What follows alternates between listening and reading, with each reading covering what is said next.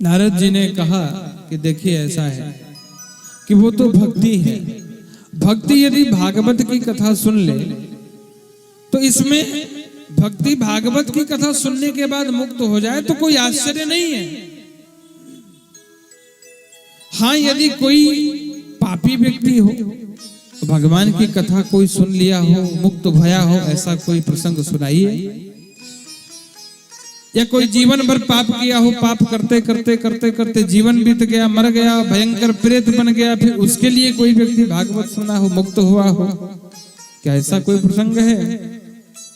बोले है ना। कहते कौन सा प्रसंग है? तो महाराज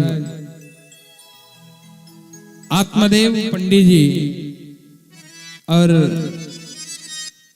धुंधली का प्रसंग सुनाते हैं। अब आप सबको तो पता ही है कथा।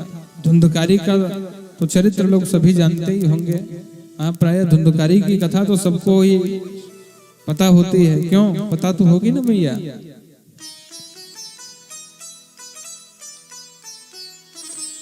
एक कर्नाटक में महाराज एक अनुपम नाम का नगर था दक्षिण में। उस अनुपम नगर में एक पंडित जी रहते थे जिनका नाम है आत्मदेव। उनकी पत्नी का नाम है धुंधली। महाराज आत्मदेव पंडित जी तो अरे कहना ही क्या, द्वितीय सूर, द्वितीय भास्कर, बहुत अच्छे ब्राह्मण। इतने बड़े ब्राह्मण की कई प्रदेशों में उनका नाम था। लेकिन उनकी जो पत्नी थी महाराज महाकर्कशी। सवेरा होता जैसे ही जगती, जगने से लेकर के सोने पर्यंत तक बस दिमाग प्रपंच में ही रहता कि किससे झगड़ा कर लें, झगड़ा न कर पावे तो झगड़ा लगा दे। और जब कोई झगड़ा करने लग जाता तो उसे बड़ा आनंद मिलता। और यदि पति समझावे कुछ तो पति को ही डांट मारती, तुमको क्या पता, तो बस जो करते हो वही करो, जाकर के जजमानी करो, ज्यादा हमसे बड़बड़ बढ़ाने की आवश्यकता नहीं है, हम सब समझते हैं। आत्मदेव पंडित जी बेचारे सब संपन्न थे, कोई दिक्कत नहीं थी, धन बहुत था, वैभव बहुत था आत्मदेव पंडित जी के पास। लेकिन यदि कमी थी तो केवल पुत्र का। पुत्र नहीं, कोई संतति नहीं थी आत्मदेव पंडित जी को। बहुत परेशान रहते थे। तुलसी का बिरवा लगाते, जल्दी ही तुलसी सूख जाते। पवित्र गौ माता उनके गर्भ से कभी भी संतान न होवे, बाज रह जाते। और जब सुबह उठ करके जलांजलि देते ना अपने पितरों को, तो जल हाथ में लिए रहते, वह गर्म हो जाता। तो उनको ये लगता कि निश्चित रूप से हमारे पितर हमसे प्रसन्न नहीं है, इसलिए हमको पुत्र नहीं होता। भाग करके जाते हैं जंगल में, कहते हैं जब पुत्र ही नहीं है तो जी करके करेंगे क्या, जाएंगे आज अपने शरीर का प्राणांत कर देंगे। वन में जाते हैं, रोने लग जाते हैं। एक बगल से महात्मा निकलते हैं। महात्मा ने देखा कि सघन वन में एक साधु ब्राह्मण व्यक्ति रो रहा है। निश्चित रूप से भगवान की प्राप्ति की ललक है, तड़प है, इसलिए रो रहा है। लेकिन यहां तो बात कुछ और थी। साधु ने कही कि कथम रोदिष विप्रतुम, बोले काते चिंता बलियसी, वदतुम सत्वरम मह्यम स्वस्य दुःखस्य कारणम। हे विप्र देवता, आप क्यों रोते हो? आप अपने रोने का कारण बताओ। क्या दुख है आपको? यहाँ आप क्यों रोते हो? कोई कष्ट है तो मुझे बताओ, मैं निश्चित रूप से उसका निराकरण करूंगा। विप्र देवता ने कहा क्या बताऊं ऋषिवर, अरे मैं दुनिया का सबसे बड़ा अभागा व्यक्ति हूं। क्योंकि मुझे कोई प्रजा सुख नहीं है, मुझे कोई संतान नहीं है। इतने लंबे वर्ष बीत गए, आज तक मुझे कोई पुत्र नहीं है। वैभव तो बहुत है, मेरे पास धन की कमी नहीं है। मैं कोई भी फल लाता हूं जल्दी ही विनष्ट हो जाता है, सड़ जाता है। अरे मेरे द्वार पर, मेरे आंगन में तुलसी मैया विराजती हैं, बहुत जल्दी सूख जाती हैं। गोष्ठ में गौ माता है, कभी उनसे संतान नहीं होता, बांझ हो जाती है। और मैं जब सुबह में अपने पितरों को जल लिए देता हूं ना, तो उनके शाप से मेरे जल की अंजलि में, मेरे अंजलि में जो जल है ना, वह जल गर्म हो जाता है। और अब तो मैंने निश्चय किया कि जिस घर में भैया पुत्र नहीं, अरे उससे अच्छा तो मर जाना ही है। मैंने ये निर्णय कर लिया है कि मैं आज ही अपने जीवन को समाप्त कर दूंगा। ऋषि ने बहुत समझाया कि आप व्यर्थ की बातों को छोड़ दो। मुंचा ज्ञानम प्रजा रूपम बलिष्ठा कर्म बड़ा गति। अरे कर्म की गति बड़ी बलवान है। व्यक्ति अपने प्रारब्धानुसार कर्म करता है, फल प्राप्त करता है। जो प्रारब्ध में है वही पाएगा, जो प्रारब्ध में है उससे अधिक नहीं मिलना। भैया आज तक कभी कोई अपने पुत्र से सुख पाया क्या? राजा सगर के 60,000 पुत्र थे, क्या उनको सुख मिला? महाराज अंग के एक पुत्र था बेन, क्या उसको सुख मिला? किन्हें सुख मिला? और भैया हम तो यही कहेंगे कि जिसको पुत्र नहीं है वो अपने गोविंद को पुत्र मान लेना।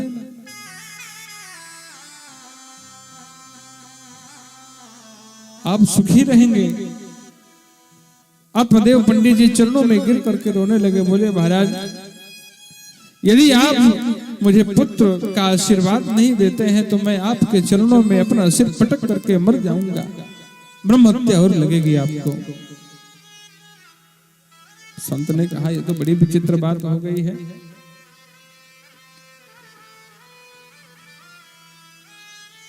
संत ने कहा कि देखो ऐसा है ना कि मैं आपके मस्तक की रेखा पढ़ लिया हूं, बोले सप्त जन्मावधि तब पुत्रो नहीं बचा। अरे एक जन्म की कौन कहे आत्मदेव? भैया आपके मस्तक की रेखा बता रही है कि आपके इस जन्म में नहीं, आप 7 जन्म लोगे तो आपको पुत्र नहीं होगा। अब तो महाराज आत्मदेव ने कहा अभी तो 1 जन्म के परेशान, अब तो 7 जन्म और पुत्र नहीं, अब क्या करेंगे?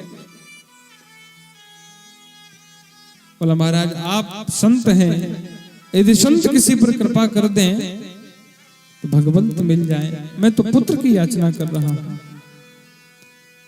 आत्मदेव जी रोने लग गए। संत ने आत्मदेव जी को देख करके एक अपने झोला से फल निकाल करके बोले लो भैया भगवान की कृपा मान करके इसको अपनी पत्नी को खिला देना, भगवान कृपा करेंगे आपको पुत्र होगा। अब तो आत्मदेव पंडित जी का महाराज खुशी का ठिकाना नहीं। आत्मदेव पंडित जी नाचते कूदते उछलते अपने घर में आए, ब्राह्मणी को बुला, रे ब्राह्मणी सुनती है देवी। देवी ने कही कहा बात है पंडित जी? बोले देख आज मैंने फल लेकर के तेरे लिए आया। बोले ये कौन से या में कौन सो नहीं बात है? अरे फल तो तुम रोज लाते हो। अरे देवी ये कोई साधारण फल ना है। बोले कैसो फल है? बोले संत को कृपा को फल है। अरे जा फल में संत की कृपा है। और सुन देवी यदि तू ये फल को खाएगी तो निश्चित रूप से तेरे 9 महीने बाद गर्भ होगा। देवी ने कहा फल खाने से लड़का होगा? फल खाने से कौन लड़का होगा? और महाराज पंडित जी ने इनको नियम और सदाचार और बता दिए कि तो को कम खानो है, कहीं बाहर जाकर के चटर पटर ना खानो, समोसा ना खानो, जलेबी ना खानो, पानी पूरी ना खानो, है नेक संयम से रहनो है, नियम से रहनो है, खूब सदाचार को पालन करनो, ब्रह्मचर्य व्रत का पालन करना। महाराज देवी को तो बड़ा आश्चर्य हुआ, हे भगवान हैं? ये तो बड़ी आफत आई। अब बताओ कहीं फल खाने से लड़का होवे का है? बड़ी विचार कर रही है, महाराज फल को ऐसे रख दिया आगे, माथा पकड़ के ऐसे बैठ गई है, भगवान क्या करे, तो नई मुसीबत आ गई। अरे इससे अच्छा तो बंध्या रह जाओ भैया, पुत्र ही ना होवे सबसे अच्छा है। मान लो यदि पुत्र हो गो तो कितना कष्ट सहना पड़ता है 9 महीने तक। एक उसी की सहेली आई, सहेली आकर के महाराज बोली कि क्या बात है गो भैया, हैं सिर पे हाथ रख के क्यों बैठी है? कहते अब क्या बताएं, बताओ कहीं फल खाने से लड़का होवे का? बोले हुआ क्या? बोले पंडित जी फल ला करके दे दिए। बोले कि फल खाओगे तो पुत्र होगा। अब बता फल खाने से कहूं पुत्र होवे? ऐसो कभी भयो कि कौ को फल खिलाए दो और फिर बाद में पुत्र हो जाए? हमें तो बात बचे ना। अजय बता, अगर मान ले मैं फल खाती हूँ मुझे पुत्र हो जाए, मान ले मैं गर्भवती हो गई, लेकिन अब गर्भवती होने के बाद 9 महीने तक कौन ढोएगा? बड़ा कष्ट सहना पड़ता है, कहीं में जा नहीं सकती, एक घर में रहना पड़ेगा। तो सहेली ने कही तो क्या हो गया? अरे कम से कम पुत्र तो होगा। बोले अरे बात वो ना है, पुत्र तो चल है जाएगा कोई बात ना है। फिर बोले पुत्र तो चलो होगो, लेकिन अगर मैं फल खाऊं कहूं गर्भ है वो, तो सबसे बड़ी बात यह है कि इसकी पीड़ा बहुत होती है गर्भ की, और फिर मैं अकेले अब घर में हो जाऊंगी, कष्ट सहना पड़ेगा, लेटी रहूंगी। मान लो घर में आग लग गई, सब तो भागेंगे, हम ही अकेले बचूंगी, मारी जाऊंगी। बताओ। सहेली बोले अरे तू काहे लिए व्यर्थ की बातों को सोचे? अरे क्यों घर में आग लग जाएगी? बोले नहीं नहीं एक बात कह रहा हूं, अच्छा मान ले घर में आग बाग नहीं लगेगी, अब तो अभी मान ले अगर पुत्र हो गया तो बाद में फिर उसका लालन पालन कौन करेगा? बोले अरे बाबरी अपनी ननद को बुला लियो।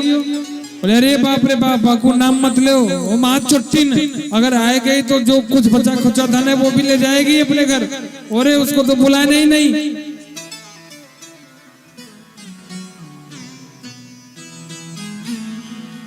सहेली चली गई, बोले भैया तू जाने तेरे काम जाने। इतने में उसकी बहन आई, धुंधली की बहन आई। धुंधली की बहन आकर के बोलने लगी सुन फल बल से कहू लड़का बड़का ना हो बे। अरे देख देवी बहन,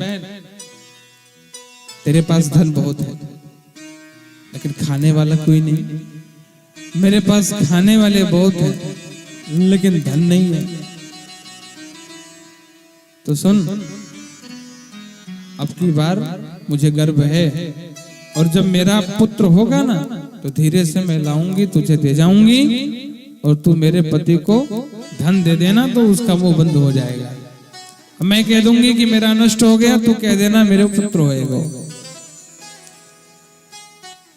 9 महीने बाद महाराज वही हुआ। अच्छा ये क्या करी, फल तो गौ माता को खिला दी, और उधर 9 महीने के बाद महाराज सूचना मिली कि गोकर्ण जी को, आत्मदेव जी को पुत्र हो गया, और वो कहती है कि मेरा तो नष्ट हो गया।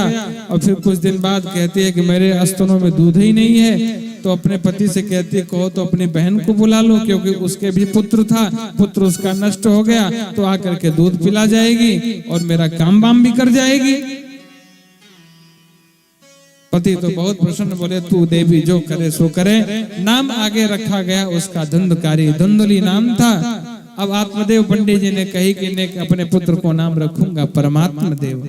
धुंधली ने कहे महाराज 9 महीने तक पीड़ा मैंने सही है, सब मैंने किया, गर्भ का दुख मुझे हुआ, प्रसव वेदना मुझे भई, और नाम रखने की बारी आई तो तुम कहते हो अपने नाम पे नाम रखूंगा ना। मेरा नाम धुंधली, मेरे पुत्र का नाम होगा धुंधकारी। एक तो वो खुद ही धुंधकार थी, ऊपर से नाम पड़ गया धुंधकारी। और महाराज 3 महीने के बाद उस गौ माता के भी बालक हुआ। अब चूंकि गौ माता के जो बालक हुआ सब शरीर तो मनुष्य की ही तरह था, लेकिन कान गौ माता की तरह था, नाम पड़ गया गोकर्ण। गोकर्ण पंडितो ज्ञानी धुंध काली महाखर। महाराज धुंधकारी तो बहुत दुष्ट हुआ। गोकर्ण जी बड़े पंडित हुए, बड़े विद्वान हुए। आगे धुंधकारी जो है बहुत उपद्रव किया, माता पिता को बहुत कष्ट दे। पिताजी बहुत कष्टित हुए, दुखी हुए। एक दिन जा करके रोने लगे घर में बैठ करके, और पिताजी को रोते हुए देख गोकर्ण जी से रहा नहीं गया। गोकर्ण जी आते हैं, कहने लगे पिताजी आप क्यों रोते हो? पिताजी को बहुत उपदेश किए। पिताजी ने कही कि देख बेटा, एक समय था कि मुझे पुत्र नहीं था, मैं रोता था कि मुझे पुत्र नहीं है, लेकिन आज मैं इसलिए रोता हूँ बेटे कि आज मुझे पुत्र क्यों है। अरे इससे अच्छा तो मुझे पुत्र न होता तो शायद आज ये दिन न देखना पड़ता। वो ऋषि सही बोल रहे थे, वो संत विप्र देवता सही बोल रहे थे कि कम से कम पुत्र नहीं हो तो तुम भगवान को पुत्र मान लो, क्योंकि आज तक पुत्र से कोई सुखी नहीं हुआ।